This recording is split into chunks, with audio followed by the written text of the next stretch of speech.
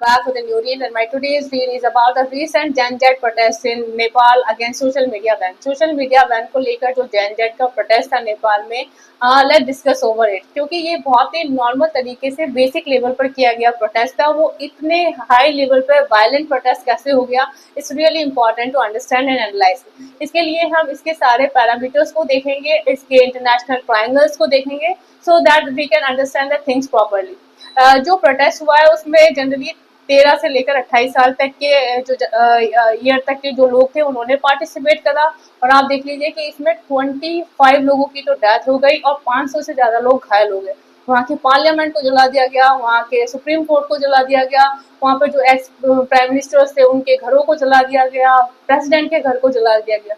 तो ये प्रोटेस्ट जिस तरह से किया जाना था, ये प्रोटेस्ट उस तरह से हुआ ही नहीं। ये चीजें बहुत ही डिफरेंट लेवल पे हो चुकी हैं, क्योंकि जनरल जो प्रोटेस्ट था वो वहाँ पर करप्शन वगैरह ऐसी चीजों को लेकर था, जिस तरह से गवर्नमेंट में लगता था कि यंग जनरेशन को कि करप्शन वगैरह में इन्वॉल्व है, चीजें राइट डायरेक्शन में नहीं हो रही, तो वो इसके अगेंस्ट में प्रोटेस्ट कर रहे थे। एकदम से ये प्रोटेस्ट इतना वायलेंट हो गया कि चीजें इतनी मिजरेबल हो गई नेपाल में, ये समझना बहुत ही इंपॉर्टेंट है। मतलब सत्ता परिवर्तन किस तरह से करवाया गया है, ये समझना बहुत ही इंपॉर्टेंट है। हमें बांग्लादेश की सिचुएशन याद ही है कि किस तरह से बांग्लादेश में सत्ता परिवर्तन करवा दिया गया था पब्लिक को इन्वॉल्व करके। सेम पैटर्न में ये नेपाल में करवाया गया है। इसके पीछे डेफिनेटली कुछ डीप स्टेट इन्वॉल्व है, क्योंकि जो जनरल जिस तरह का प्रोटेस्ट करा जा रहा था उसमें इस तरह की सिचुएशन क्रिएट हो जाएगी, that is next to possible.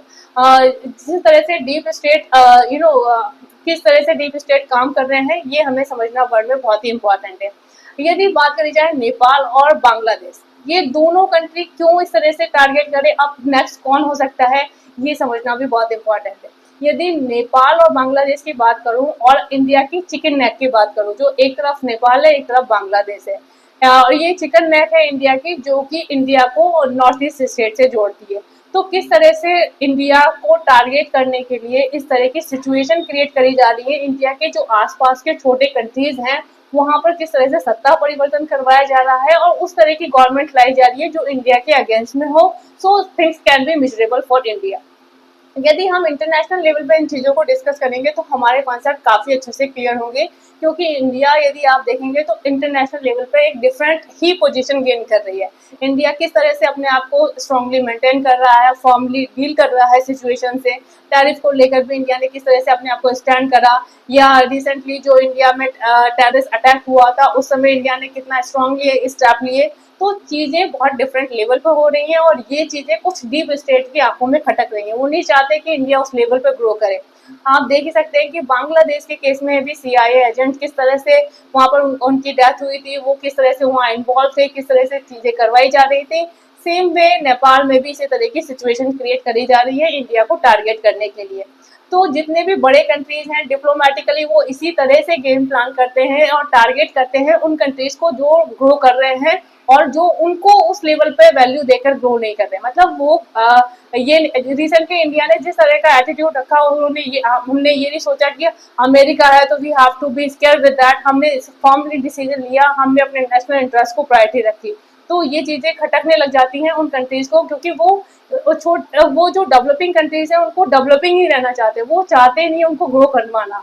वो चाहते हैं कि वो इन कंट्रीज को यूज कर सके अपने पर्सनल बेनिफिट के लिए। इंडिया इंडिपेंडेंटली काम कर रहा है, इंडिया किसी के भी दबाव में काम नहीं करना चाहता।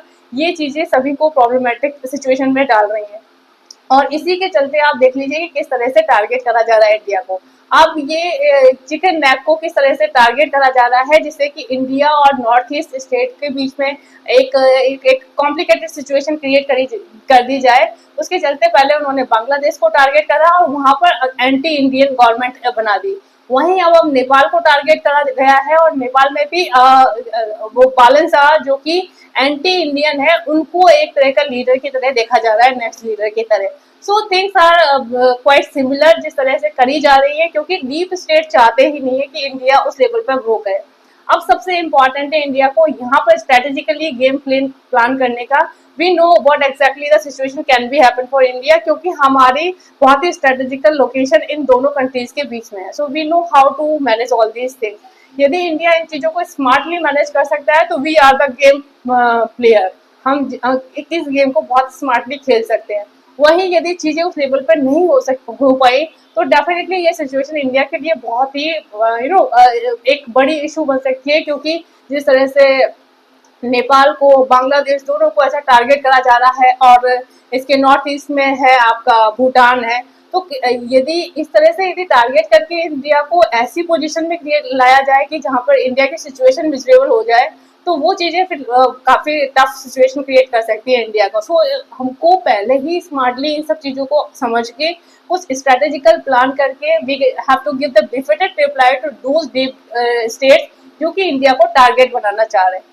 आप देख लीजिए कि हमारे कंट्री में अपोजिशन पार्टी के लीडर्स किस तरह से इस सिचुएशन को किस लेवल पर मोल्ड करने की कोशिश कर रहे हैं, और किस तरह से इस सिचुएशन को यूज करा जाता है इंडिया के अगेंस्ट में, ये समझना भी बहुत इंपॉर्टेंट है। तो ओवरऑल ये सिचुएशन किस तरह से नेगेटिव हो सकती है और हम इसको किस तरह से पॉजिटिव सिचुएशन में चेंज कर सकते हैं, that is really important to plan a strategy for that. India यदि इसको लेकर स्ट्रेटेजी प्लान कर लेता है, तो definitely we can make the things in a positive way, otherwise the situation is really tough for India now, क्योंकि जिस तरह से इंडिया को कंटिन्यूसली टारगेट बनाया जा रहा है, हमारे नेबर्स कंट्री को किस तरह से एंटी इंडियन गवर्नमेंट्स को लाया जा रहा है, जो कि इंडिया को कंटिन्यूसली इंडिया के लिए एक बड़ा खतरा बन जाए। आप जानते हैं कि मोहम्मद यूनुस ने ऑपरेशन सिंदूर के समय में चाइना पे जाके कहा था कि नॉर्थ ईस्ट इंडिया पर बांग्लादेश चाइना के साथ मिलकर कब्जा कर लेगा। सो वी कैन अंडरस्टैंड कि किस लेवल की चीजें हो रही है, किस तरह से चीजें क्रिएट करी जा रही हैं। सारी चीजों को एनालाइज करना चाहिए प्रॉपर, और उसके अकॉर्डिंग बिफिटेड रिप्लाई देना चाहिए। So it's very important to understand all these strategies and plan accordingly. That matters a lot for India. So what do you guys think about it? Suggest me your thought. Bye bye. Have a nice day.